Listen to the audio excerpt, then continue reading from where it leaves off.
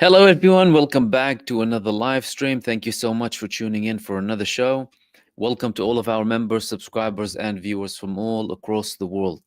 Tonight, we have many interesting things to talk about, but we're going to begin with the attack that's coming from Gaza, the biggest missile barrage that is coming from the Gaza Strip.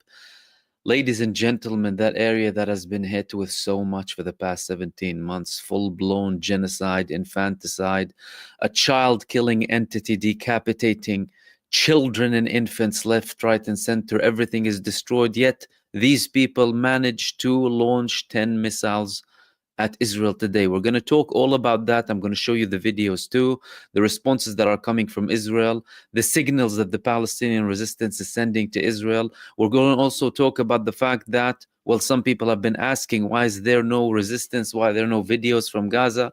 We're going to talk about that too. I spoke about this briefly in one of my previous videos as well. But I'm going to also share some very interesting information with you, especially in relation to Israel now blaming Iran for the 7th of October, saying that Iran had something to do. They are responsible for the 7th of October.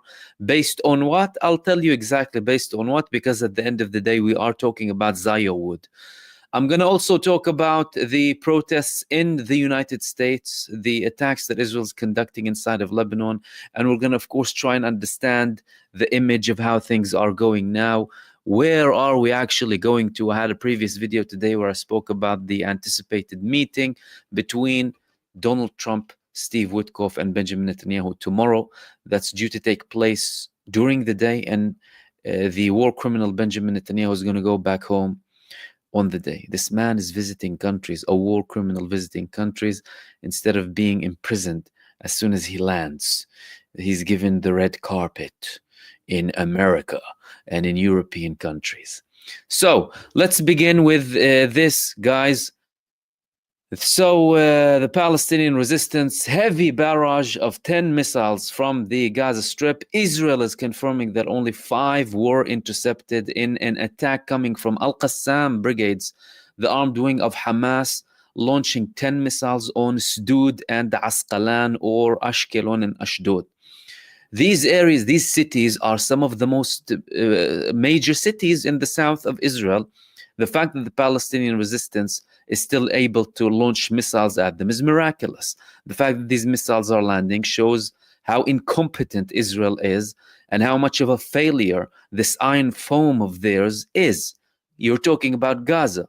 Gaza with missiles that are being handmade by the same people who have been suffering from this butchery of these Zionist child murderers for over 76 years now, able to land. They're talking about a war with Iran. They're talking about intercepting potentially Iranian missiles.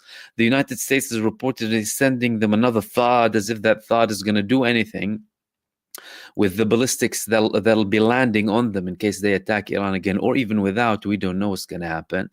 They're unable to intercept missiles from Gaza. I'm going to talk to you about what that means, but before that, let me share the video, one of the videos that was landing, and then we'll go through a couple of images as well from the attack that was carried out by Al-Qassam, because this is a landing in the area of Asqalan.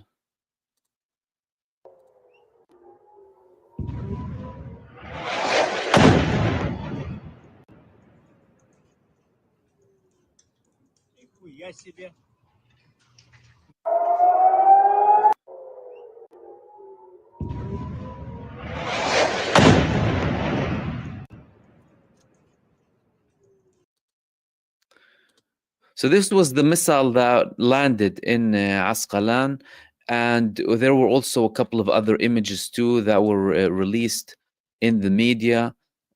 For the damage, well, you know, the damage is of course limited, but we'll get to the meaning, of course, because the meaning is greater than the actual damage that is inflicted. It's almost incomparable with what Israel does inside of the Gaza Strip. These were some of the images here from the attacks that were carried out by Al-Qassam brigades today inside of the Zionist entity. So the missiles are landing, and of course That's something very symbolic. That's something very important. Of course, when it comes to the damage, you're talking about incomparable damage, especially when we talk about the level of damage that Israel is inflicting inside of the Gaza Strip. At the end of the day, the Palestinian resistance, they have limited capabilities. But what means more than the actual damage is the fact that they are able to conduct an attack. That's number one. This is signaling that the resistance of Gaza is immortal so long as this entity of terror exists and they are continuing their aggression against the Palestinian people. It shows you that the Palestinian resistance is still able to force Israelis into bunkers in their millions and also send messages to not only Israel but the United States as well. Tomorrow, like I said before, Benjamin Netanyahu, the war criminal, is supposed to be meeting Donald Trump and Steve Witkoff for, I don't know if it's an afternoon tea or whatever they call it there. Not sure what they're going to talk about. Israel's been shady about this talk. There is an element of, or a feeling in the air of unease about this meeting because of its timing, how rushed it is, because it's going to be very limited, and because it's going to be with Trump and Witkoff. That's not to say that there's going to be something significant, but in my previous video today, I was talking about how there were multiple outcomes that can come out of this meeting. The first one would be, well, Witkoff and Trump are planning something similar to what they did with the first initial phase of the ceasefire, when they forced Benjamin Netanyahu to go into a ceasefire. And of course, they're going to talk about different subjects. The reports in Israel said they're going to be talking about Turkey and Syria. They're going to be talking about Iran. They're going to be talking about Yemen. And they're also going to be talking about the tariffs that Donald Trump imposed on all countries across the world, almost, including Israel. 17% on Israel, despite the fact that the idiot finance minister, Bezalel Smotrich, who has no knowledge whatsoever in finance, he made a move in a hope that the United States will spare Israel. What did he do? He said, oh, we're canceling all tariffs on the United States, thinking that the United States is going to basically give him a break. No, that didn't happen. Donald Trump still went ahead, but that's going to be only part of it. The biggest part is going to be surrounding Gaza. And there might be a move being taken to either force Israel into phase 2, and that's it.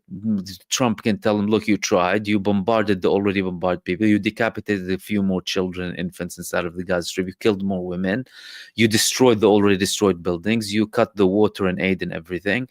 It's not working. And guess what? The Palestinian resistance are now showing them that, hell, we're gonna launch missiles at you.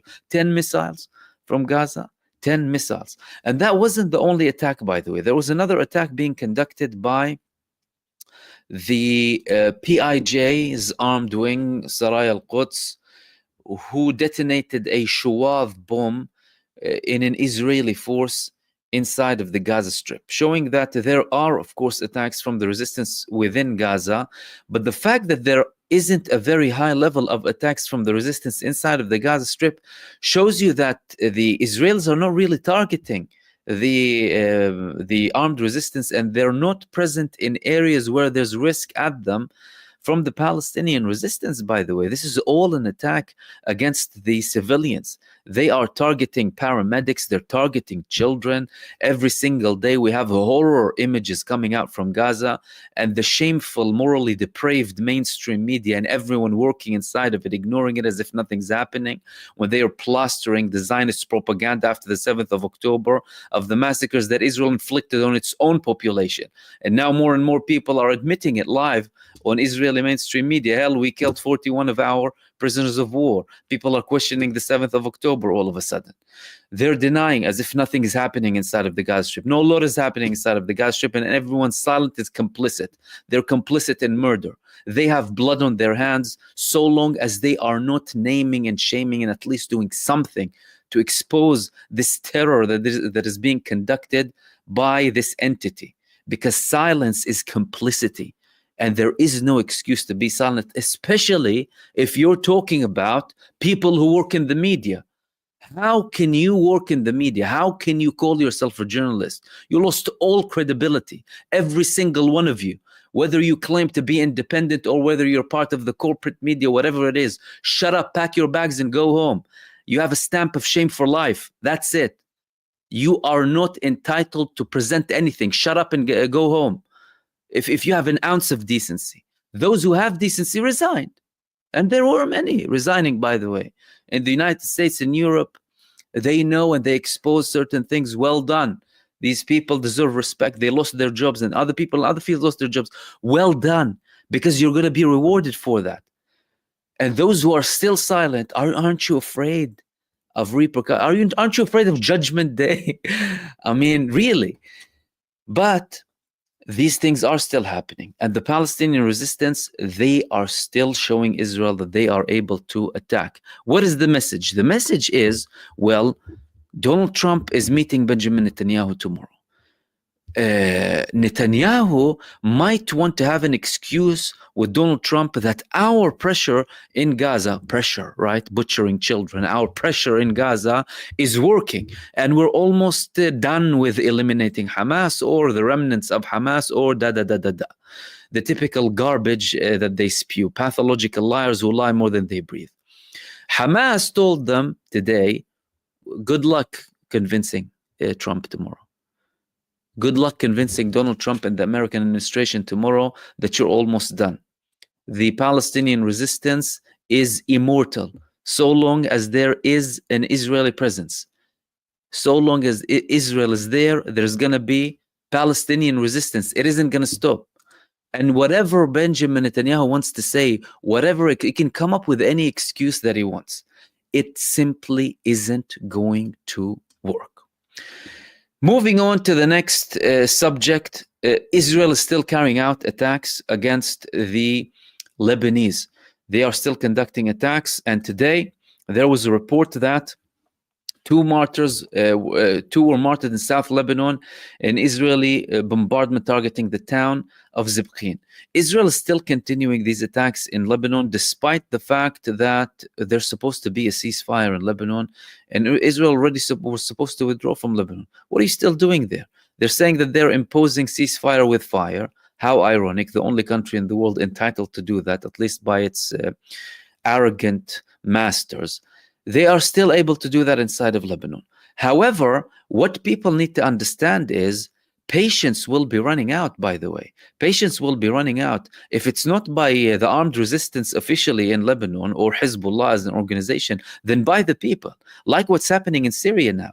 The state is deciding not to take action directly against Israel or wage an official war, but there is armed resistance inside of Syria now against Israel, and that is being enabled. Similar things might happen in Lebanon, but so long as Hezbollah are still opening the option to have a confrontation with Israel in the future, that move might be still delayed and put on hold. However, the day is coming. If Israel continues with that, and it looks like they're going to continue because Benjamin Netanyahu wants to open as many fronts as possible, it's going to be very problematic to avoid that. There aren't any indications that the Lebanese government is able to convince the mediators or what is labeled as the international community to stop these attacks coming from Israel.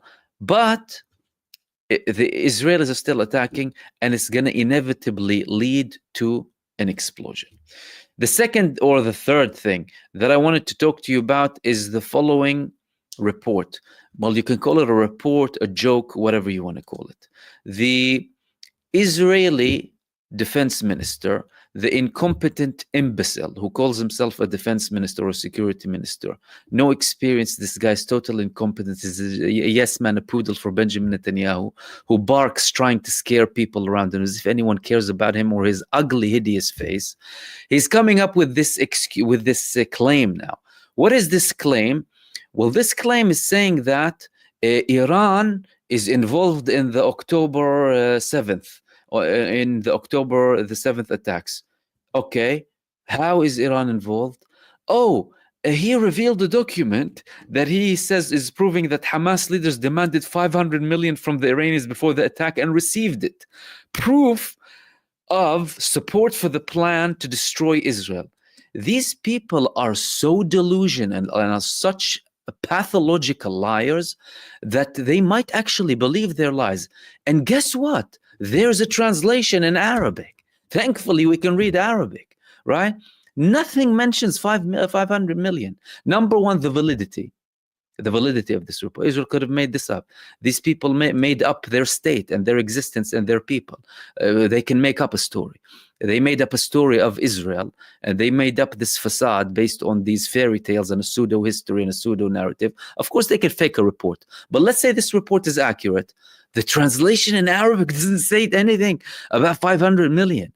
It shows a message, supposedly a message, from the Palestinian side, from Hamas, to Iran, to the IRGC, Quds Force leader Qa'ani here, right? Talking about, well, we are, well, listen, I mean, I'm gonna, okay, let's see what we have. Assalamu alaikum, right? Okay. Then they're talking about, congratulating them, hoping, wishing them a new year, right? A victory for the resistance, paying respect for Qasem Soleimani. Again, if assuming this is accurate, and the moment of the great victory is about to come by removing this cancer on from our land, and saying that there's a front in Lebanon, and they support their position in supporting the resistance, right? And the brothers who are supporting the resistance, no mention of 1 million, of 2 million, of 5 million, no nothing. This man is like his state, a hyper pathological liar. Showing this, saying that Iran has a link, when Iran and Hezbollah and everyone else said we had no clue and it was only Hamas. The people of Gaza didn't know. The other resistance movements inside of the Gaza Strip didn't know. That was a decision made by Hamas. When they made that decision, they informed other groups. They made their, plan, and they asked people to participate. Some participated, some didn't, and there you have it. And Iran also said, and Hezbollah said, we had no prior knowledge. 500 million? What do you think these people operate for money? Israel and the United States offered them billions. What is 500 million from Iran going to do? Arab states probably offered them billions to stop the armed resistance against Israel. What is Iran going to do? 500 million. It's so stupid. But why is this maniac, Israel Katz, saying this now? Why is Israel Katz saying that Iran is involved in October the 7th? Okay. Again, look at the timing. Netanyahu is going to see Donald Trump tomorrow. Trump already had these warmongering statements against Iran. He already blamed Iran, saying that they will be held responsible for every shot fired by Yemen. And now Israel Katz wants to tell him, hold on a second, they are involved in the 7th of October. Now, Israel before, by the way, the finance minister of Israel, the imbecile Smotrich, he said previously that Egypt bears liability for the 7th of October because they allow Hamas to channel stuff through the Philadelphia corridor to Hamas. Then there was another statement saying that Turkey is involved in the 7th of October. Whenever they want to come up with something, they'll come up and think that it's a fact. And the biggest problem is it feels like they believe themselves. By the way, it's as if they believe themselves. But Katz wants to, have an even more aggressive approach from Donald Trump towards Iran. They are expecting that these people are not very read. They can't be read properly, right? They're not very predictable. And they pushed us to go into phase 1. We don't want them to come up tomorrow with like a deadline or something and tell us you need to go into phase 2. It didn't work now. Okay. That's not to, undermine anything. We know the United States administration and how much of a participant it is with the genocide, enabling, facilitating, participating, all of that. We know that. But that could be an option, like there was a previous option. Of course, the counter argument is they wanted a ceasefire to give Israel some space, some breathing time. No space, no breathing time made anything. And that space and breathing time can also be applicable on the other side too. when Israel was saying it had already so much advancement inside of the Gaza Strip. That didn't work, did it? And it doesn't make any military or strategic sense to all of a sudden withdraw all of your forces from the Gaza Strip only to have a plan to reinvade it again and lose all of that momentum. Fact of the matter is, you're talking about the ITF, the diaper army, the army of rats and child killers. They have been humiliated inside of the Gaza Strip. They had their heads put in the sand by people with flip-flops in Gaza. People are refusing to serve, over 50% refusing to serve. Now they're saying that in public in Israel. The Orthodox community, they're saying we will die and not serve this blasphemous Zionist entity. They're having so many problems internally trying to cover that up. The army is defeated and humiliated. The only thing they can do is go up with their fighter jets and target babies. That's what they're good at. And women, man to man, they were running. They were humiliated. The Gaza division was taken down in 2 hours on the 7th of October. They took army officers from the Israeli terror forces in their underpants. They went to sleep and they were hiding like rats. And you're telling me that this army wants to do something and can have a potential of defeating Gaza? And that on its own is symbolic. That is extremely symbolic. Threatening and flexing muscles against all other countries and what have you, daring to talk even about Iran. Dude, have you ever faced an army in your life? You have never faced an army in your life. What, when you faced a real, genuine war, okay, 67, they won, good. Arab countries, no arms, no ever bad strategies. Then Egypt defeated them and they gained Sinai back. After that, what? Wars with people. Wars with innocent people, shooting people left, right, and center because they're cowards. And cowards can't defeat a nation with a genuine will to live, despite all of the catastrophe and despite all of genocide. It's not going to work, let alone threatening Iran. What is Trump going to do with Iran? What is Trump going to do with Yemen? What did Trump do? What did the United States do in Afghanistan? Someone tell me. 20 years sitting there, the moment they left, after getting a beating from Taliban go back to power. What happened to Iraq? People need to remember all of these things and not overestimate what these people are capable of. They're the biggest paper tigers, good against innocent civilians. They're no good against actual equipped armies. Israel, when they were attacking Iran from Iraqi airspace. They were petrified from trying to reach the Iranian airspace. So Katz, he's trying to convince now Donald Trump that it's not only, Yemen. No. Iran is responsible for the 7th of October. Therefore, it is also responsible for the kidnapping of your civilians, as in your civilians, dual nationals, American terrorists participating in the Israeli army of terror and being taken as a prisoner of war by the Palestinian resistance under occupation. Total, under international law, everything is protected. So he's trying to say now, listen, these people caused that even against your people too. Therefore, we need to take action against Iran, because Benjamin Netanyahu's biggest dream is to drag the United States into a war with Iran. Is Donald Trump going to listen? Is Donald Trump going to follow ahead? We will see tomorrow or the day after. So far, Donald Trump has been giving Israel whatever it needs. However, is there a deadline? Is there a time limit? Is there an end to it? We need to see. And Donald Trump, at the end of the day, well, he's not having fun at home, is he? Donald Trump, we're seeing the biggest protests in the United States. Well, some are saying the biggest protests in history in the United States. Over 1,200 protests, the biggest opposition protests, people from ethnic minorities, veterans, public servants, so many people protesting against what they're calling the oligarchs, the billionaires, those who are kidnapping their country. And there is a genuine movement inside of the United States against Donald Trump and his administration.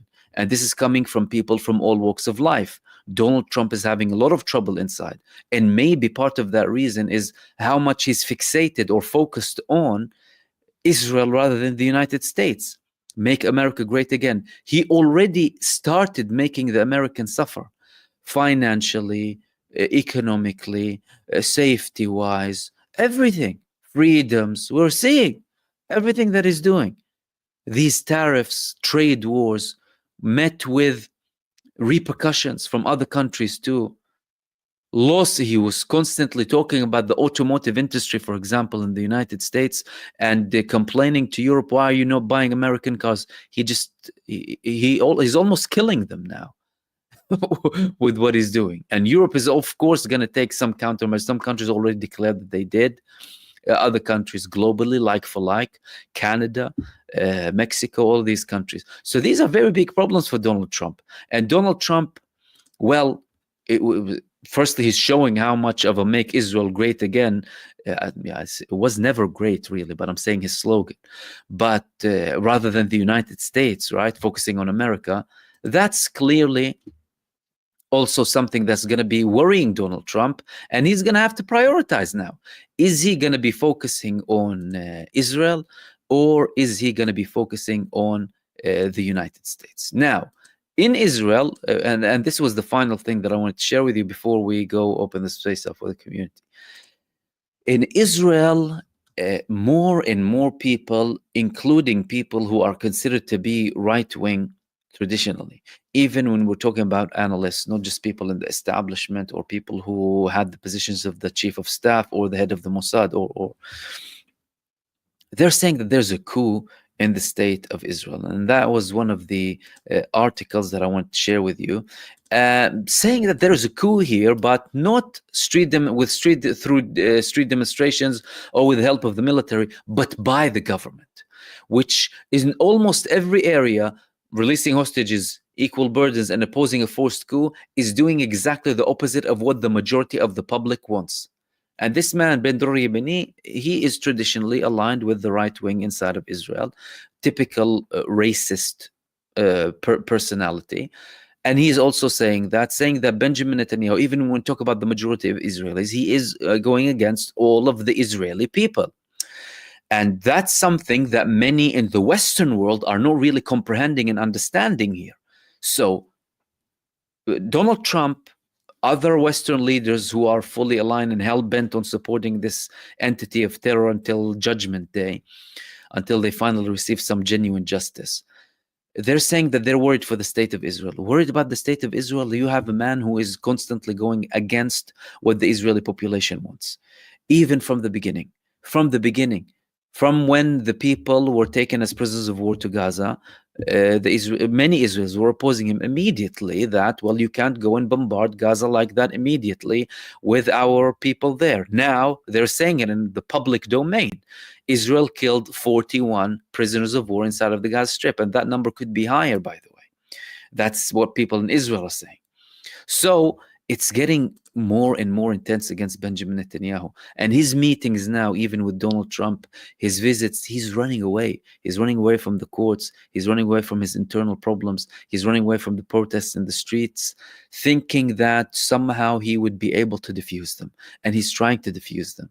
He's trying to diffuse them by constantly escalating. When he escalates more, he generally diffuses them more. But the problem is now things have gone too far, and people are starting to see through his actions, even when it comes to escalating and using that escalation as a scarecrow, something to petrify the Israeli population with, so that they can have a sense of safety or seeking shelter in the Israeli government led by Benjamin Netanyahu. And these were the main things that I wanted to share with you in this live stream, and I'll open the space up for the community, take a few questions from you guys. And again, thank you so much everyone for tuning in for another show.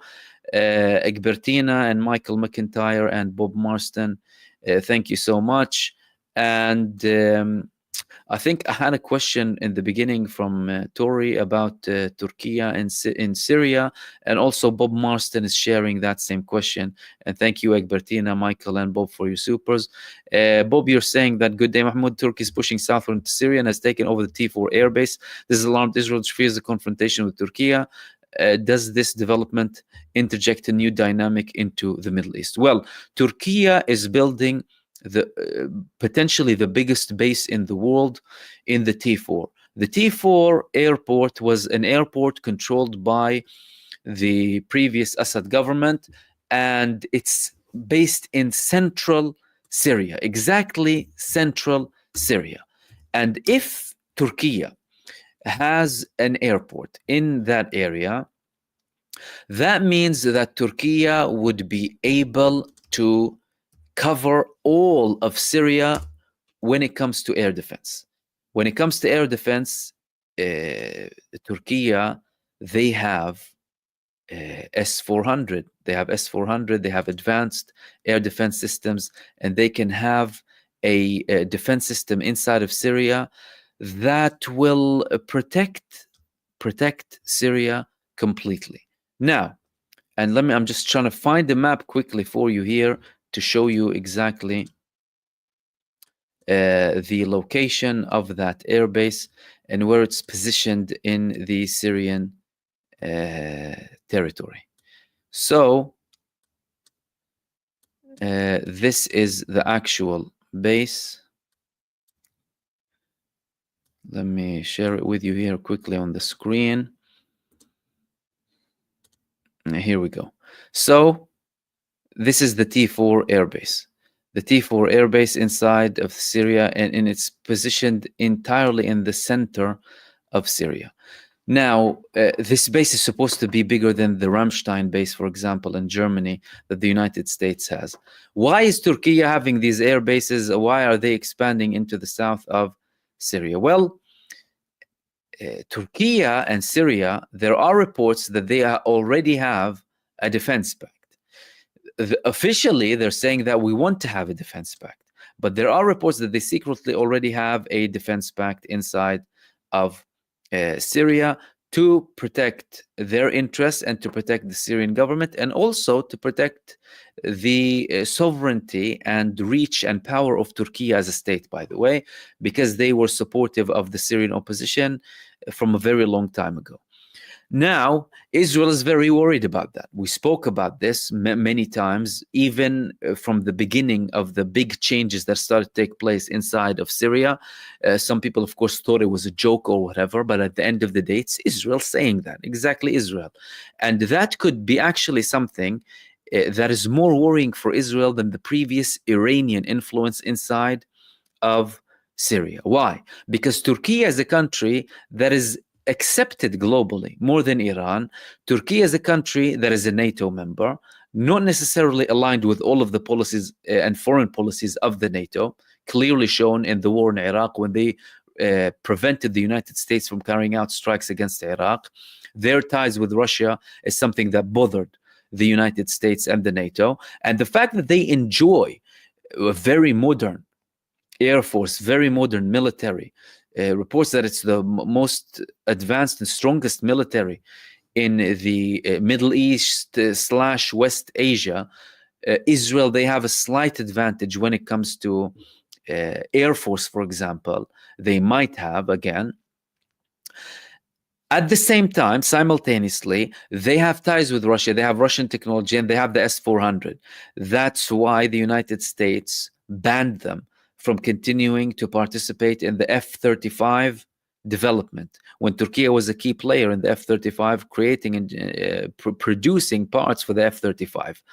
That means that Turkey knows the weakness of Israel, and it knows the response for Israel. F-16, I have F-16. Merkava tanks, very similar tanks. Air defense systems, potentially more advanced than yours inside of Syria. And Israel doesn't want that, because Israel's plan for Syria is to have it completely divided. Israel wants to have something that's called the David Line, I believe they call it, from the Dir'a province up to Iraq, leading to the eastern part. But tough luck now. The Kurds, or the Kurdish majority areas led by the SDF, now have a deal with the government. They're part of the state. They're part of the army too, in the armed forces as well. They dealt with the other minorities too, representation in the new government. And also they're facing armed resistance inside of Dir'a. Now, what people need to understand in Syria is the general tone and the general vibe from the population. Mosques all across of Syria now are calling for mobilization. okay, calling for armed resistance against Israel. Media outlets that are supporting the government and have constantly supported the Syrian revolution altogether, and also the military operations account. The other day, the military operations account inside of Syria, they posted an image of a paraglider, right? Similar to what Hamas had on the 7th of October with a Syrian flag. And that military operations channel, it belonged to the military operations that is now the Syrian government. Now, the Syrian government is not taking this position.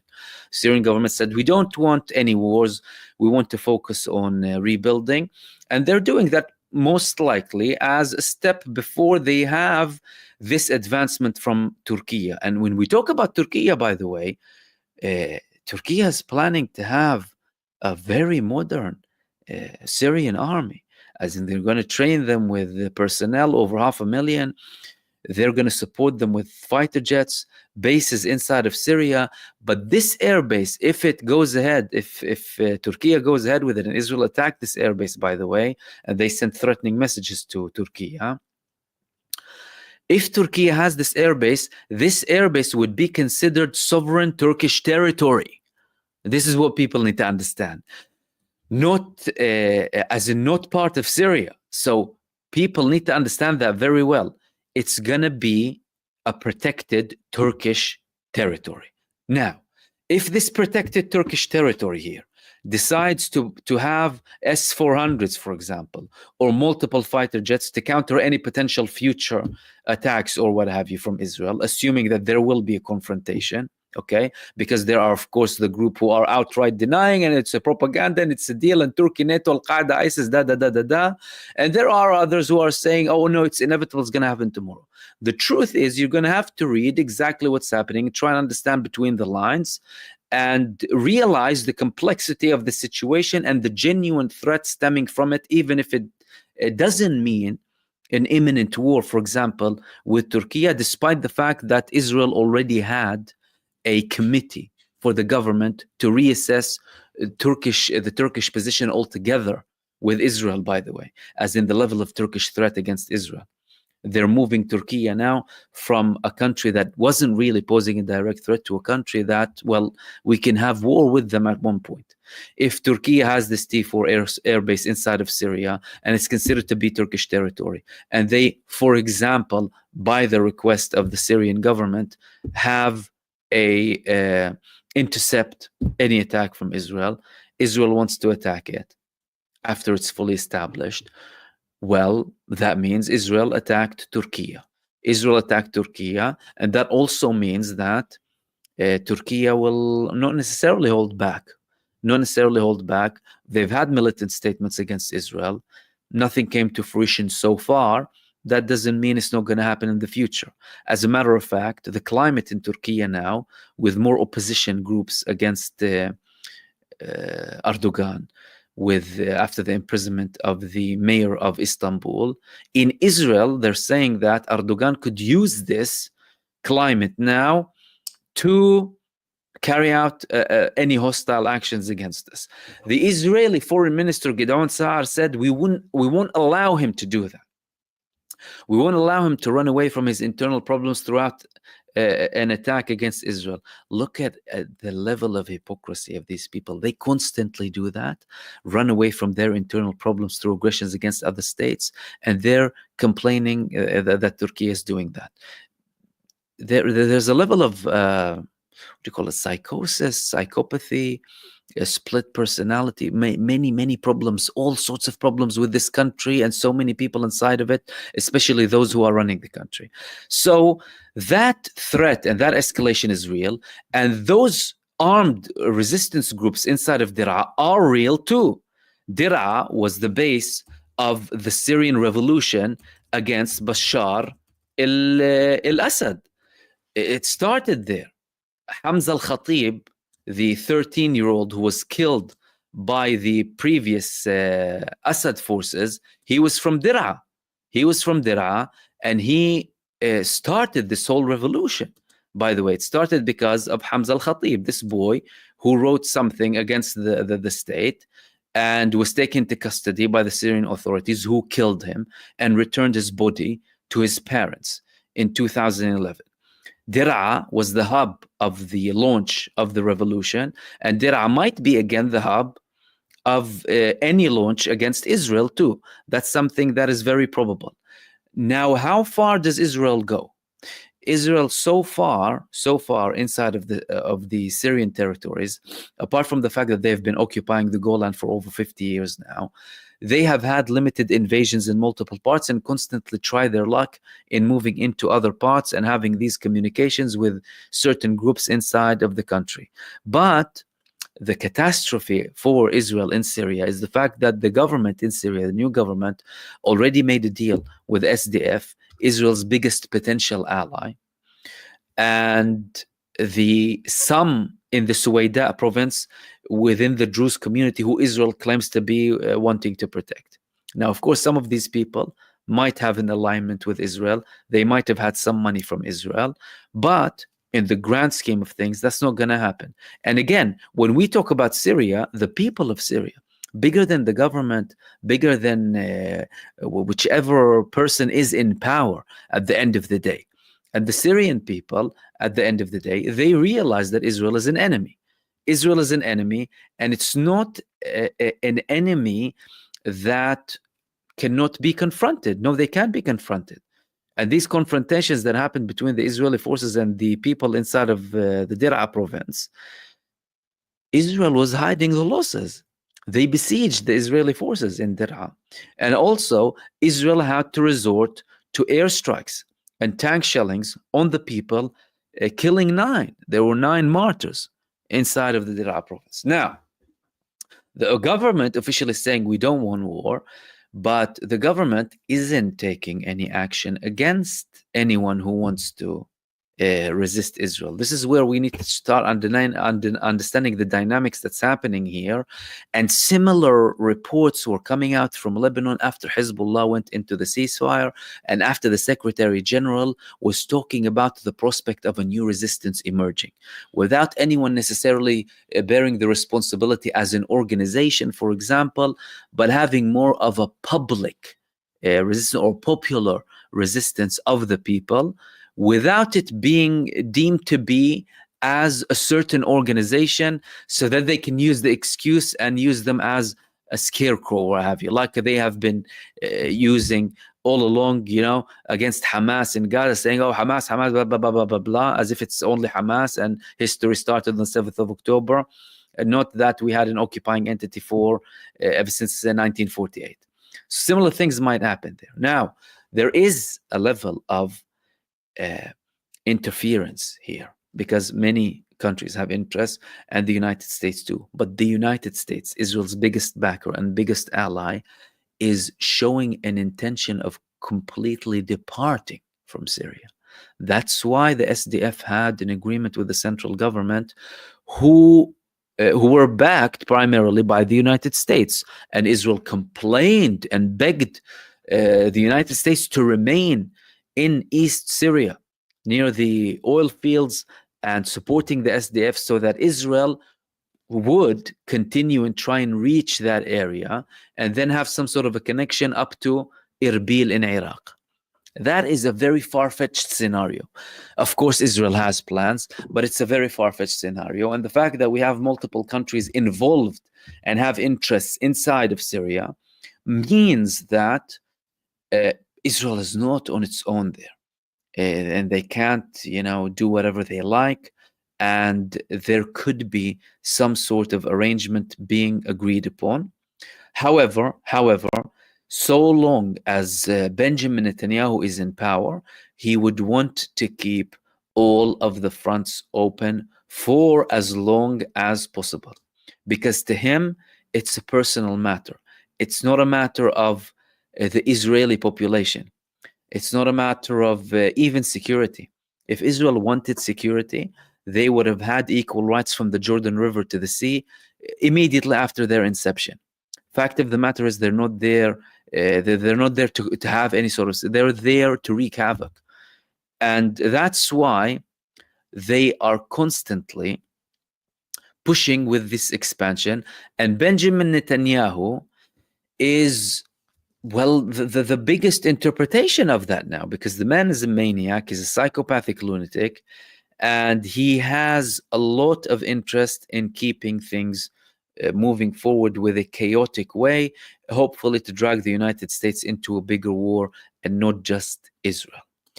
And Mind Over Matter said, do you think Iran should build nukes ASAP to preserve their sovereignty and to keep the country more secure like North Korea, or do you think Iran should not have nukes?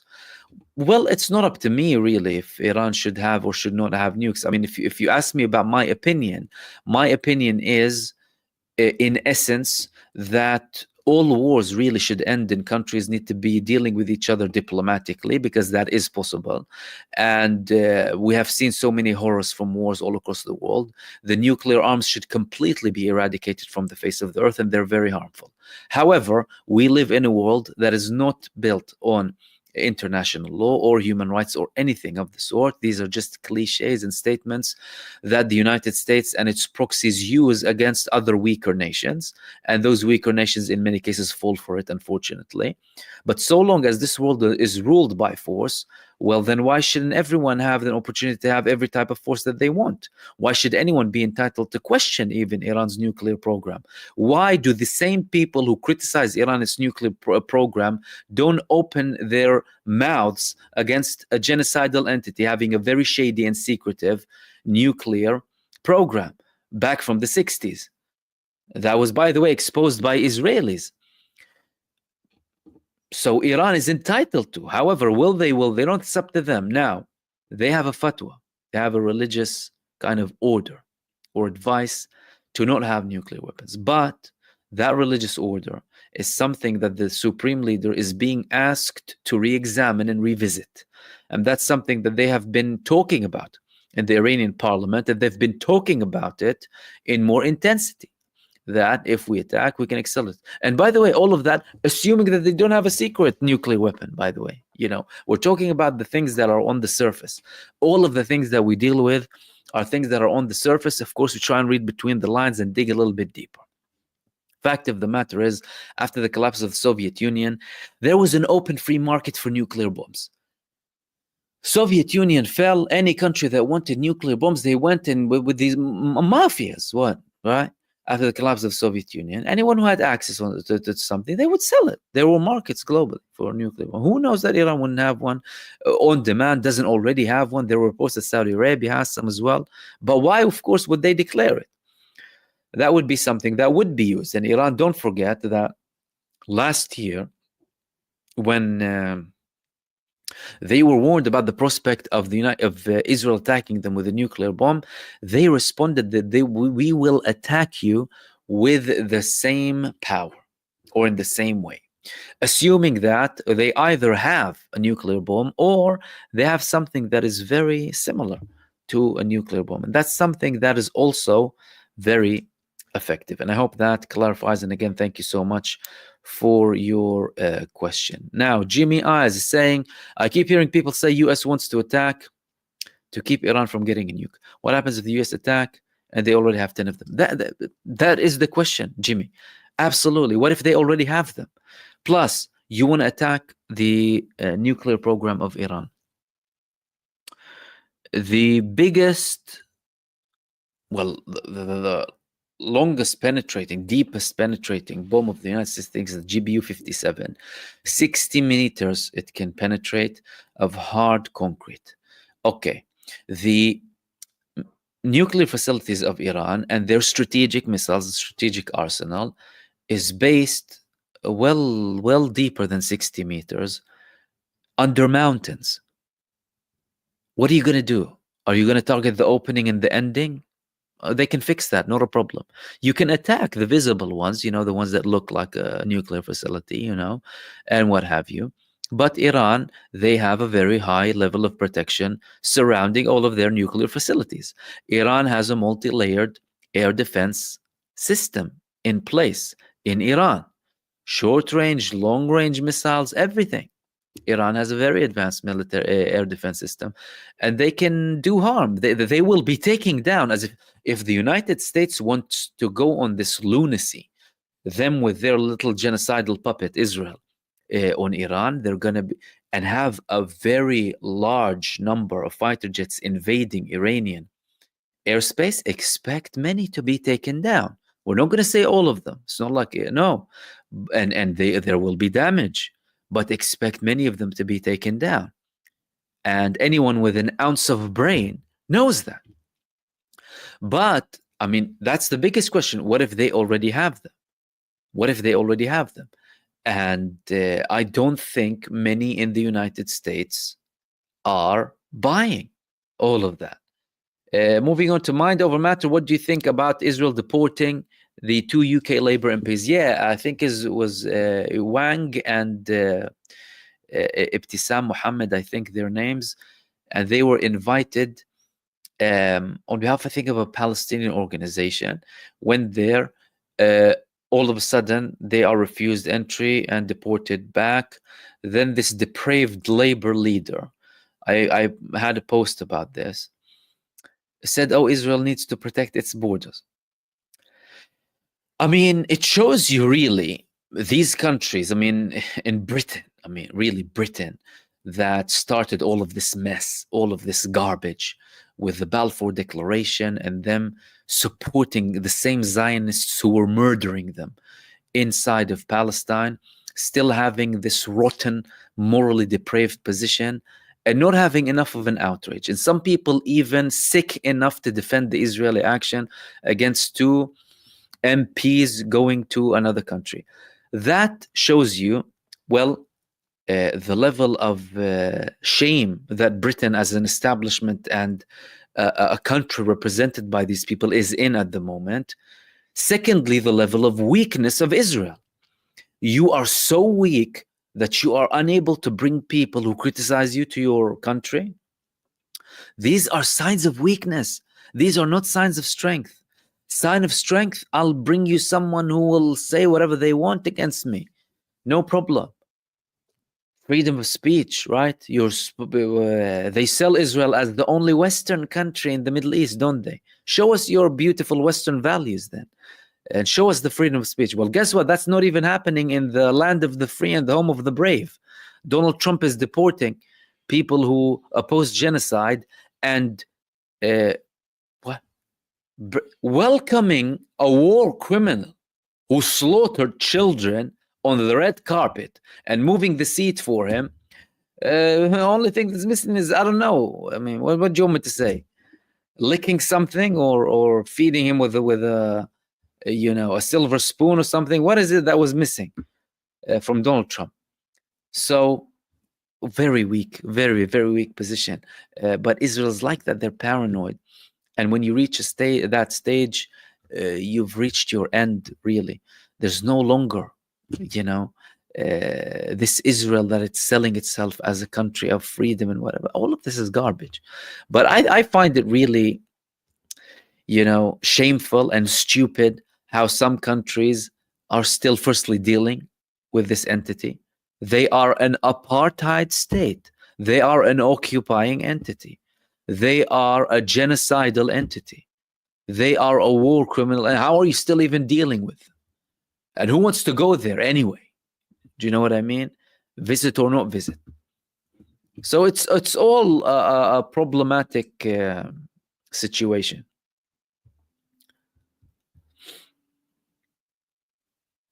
And not bloody likely, God is my shepherd. Nosmada, thank you for your supers very much. Nosmada said, thank you, Mahmoud, for your great work. Thank you as well. And not bloody likely, he said, Mahmoud, don't fret. You and many people around the world with a platform have brought attention to the plight, and we're not giving up. We're just getting started. Absolutely, my friend. Thank you.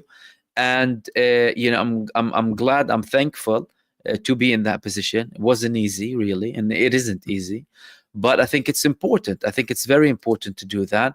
And I do think that we're just in the beginning. Look, you created a global movement. You created a global movement that is actively going against a genocidal entity and its backers too. You see, the backers are even more important. The backers, the legitimacy. We're at war here. This is war. This is a war on people's minds, on people's perception. You have the dark forces and you have the light forces, the forces of light and the forces of darkness. That's as simply as it is. People who constantly work to brainwash you and spew propaganda and venom and terrorize you for thinking otherwise, and people who are working so hard through anything that they can to enlighten people and reveal the truth. And thankfully, that movement is growing. At OMC, you're saying Zionists already killed Turkish military personnel at the airbase, and Turks like Sisi won't even acknowledge it. What makes you think they will confront an attack in the future?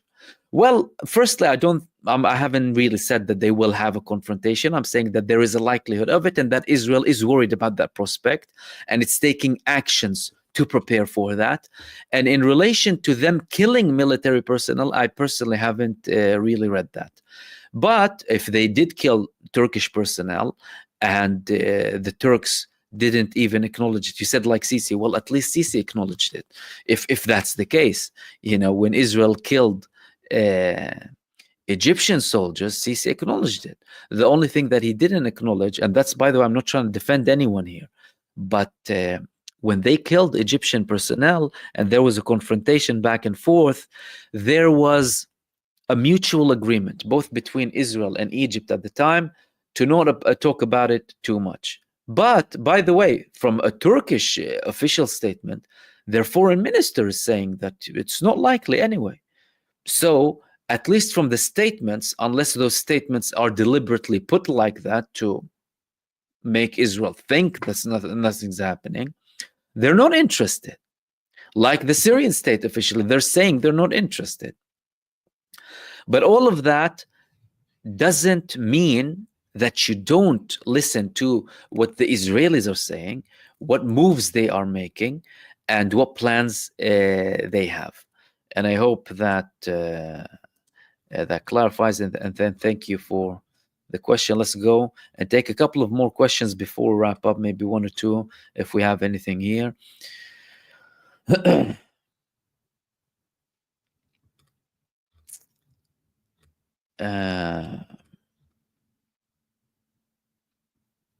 Stephen Kelly, could Iran strike while Neti is in the Zayo state tomorrow? Netanyahu is supposed to leave tomorrow. Netanyahu is on his way to the United States directly from Hungary, so he's not in Israel now.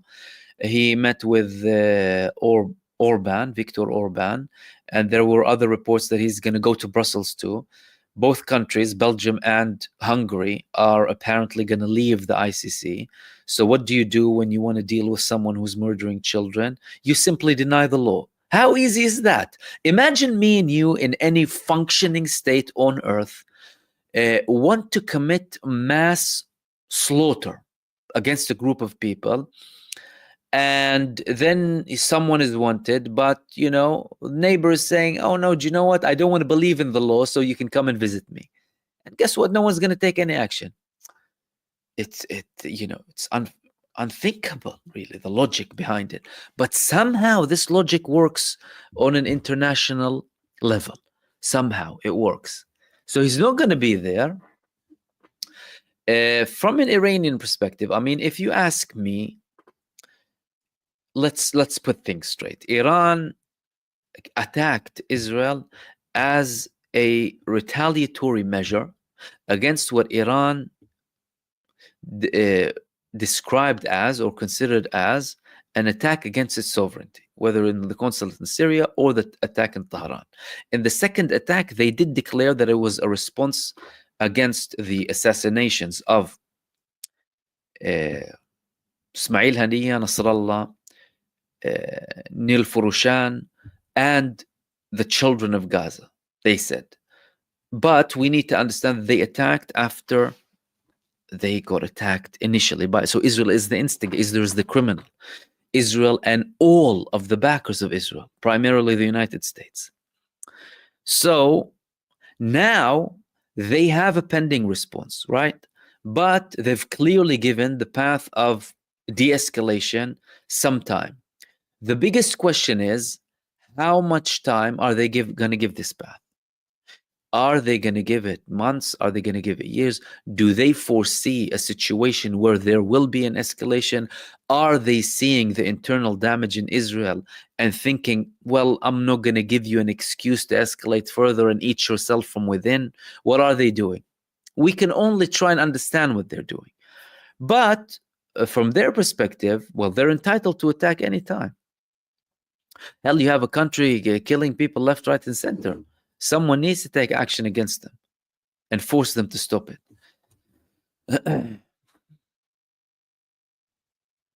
And Tor, you said, do you have sources on Iran jamming and disturb U.S. planes near Iran border and also in Saudi Arabia and Oman?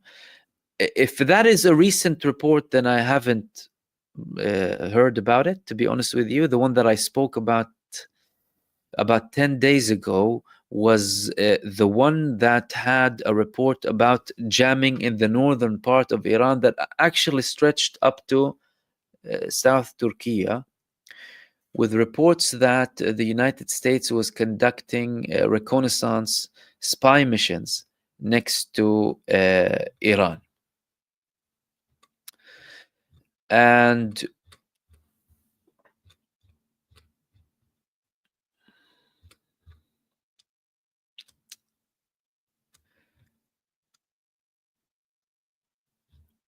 yep, we'll wrap it up here, guys. Thank you so much for tuning in, everyone, for another live stream. Thank you for all of your participation. Sorry I didn't reach, if I didn't reach all of the questions, just for the limited time. Thank you for everyone who sent supers. Much appreciated. Mr. Rifley, Nosmada, God is my shepherd, Not Likely, Bob Marston, Michael McIntyre, and Egbertina.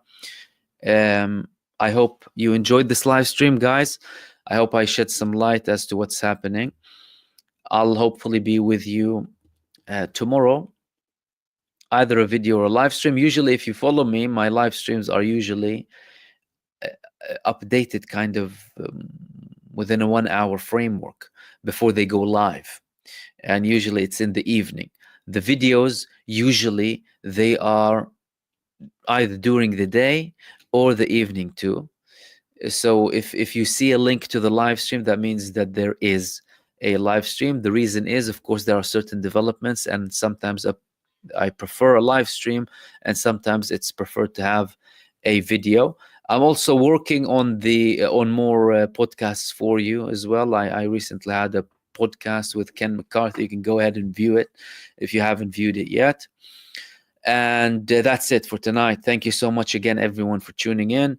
Enjoy the rest of your evening, day, or night, depending on where you are, and the rest of the new week ahead. And I will see you soon in the next video. Peace, everyone. Salam.